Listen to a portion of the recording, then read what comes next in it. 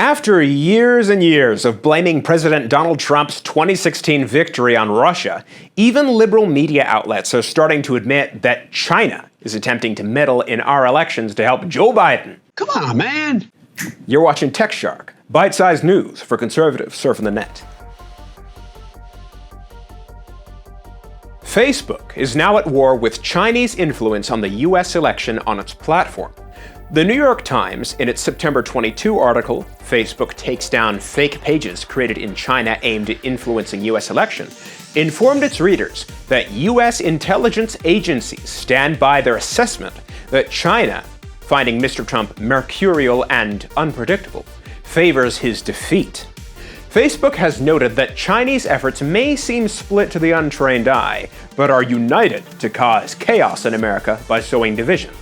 There is a hidden world where ancient evil weaves a modern mystery. Bloomberg News reported in May that according to a London-based researcher, an army of bot accounts linked to an alleged Chinese government-backed propaganda campaign is spreading disinformation on social media about coronavirus and other topics. That same outlet reported on how China actively tried to hide its death toll from the virus. The US State Department's Global Engagement Center coordinator, Leah Gabriel, stated that China was, quote, adopting Russian-style disinformation techniques to disrupt America and scapegoat its leadership.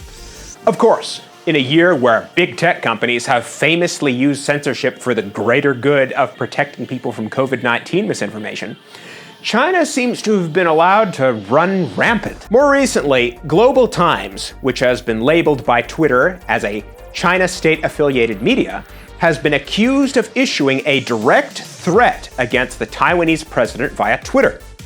India Today Foreign Affairs editor Geeta Mohan called out the Global Times for issuing a, quote, death threat to the president of Taiwan. Twitter has a history of indulging China's worst foreign policy tendencies, including allowing blatant Chinese propaganda to spread across its platform. Two examples of this would be when Twitter allowed a Chinese official to scapegoat the US military for spreading the virus, and when the platform allowed a Lego-based propaganda video published by a Chinese embassy, erroneously accusing the US government of not handling the virus response properly. Now here's the shark bite. All the conspiracy theories that liberals have had about Russia are essentially true about China.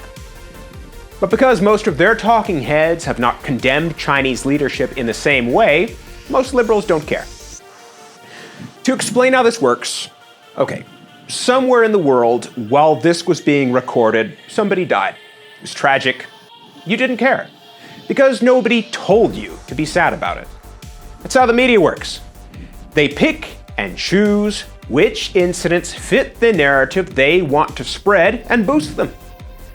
Then liberal viewers pick and choose what to believe based upon whether their sources have confirmed it or not.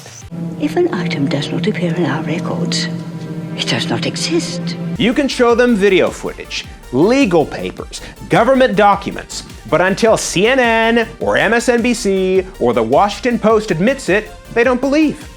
Saying that China was obscuring its COVID-19 death toll was a pro-Trump conspiracy theory until Bloomberg wrote about it. So if a liberal person starts trying to lecture you about how much Russia is hacking American politics, but doesn't care about how China has been waging an all-out propaganda war, why should you care what they think? I have a great solution. Don't argue with them, don't engage. They're not worth your time. Thanks for watching Tech Shark. Once again, I'm Alex Hall with MRC TV and Newsbusters Tech Watch. Have a good week.